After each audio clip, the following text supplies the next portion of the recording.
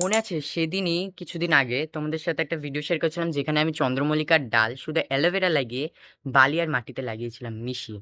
সেটারই রিভিউ তোমাদের কাছে শেয়ার করছি। এই ডালগুলো দেখতে পাচ্ছ কতটা ম্যাচিওর আর কতটা হেলদি হয়েছে।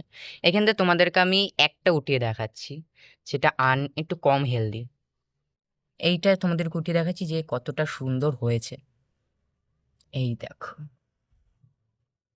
দেখো কি সুন্দর শিকড় গজিয়ে গেছে, এতদিন বেশি দিন হয়নি। দেখো এইটুকু, এরকম একটা ডালে এত সুন্দর রেজাল্ট। এরকম হেলদি ডালগুলোতে ঠিক কতটা ভালো গ্রোথ হবে। থেকে এটাই দেখানোর ছিল যে কতটা সাকসেস হয় এটাতে। তোমরাও ট্রাই করতে পারো। যদি কেউ চন্দ্রমল্লিকার ডাল নাও থাকে, তোমরা এবছর চন্দ্রমল্লিকা শীতে লাগিয়ে সেই ডালগুলো পরের বছরের জন্য করতে পারো।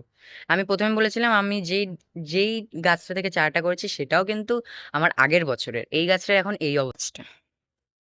গাছটা এখন কিন্তু গ্রোথ নিচ্ছে, কারণ এখন ওর সিজন, আর এখন নিতেই হবে গ্রোথ।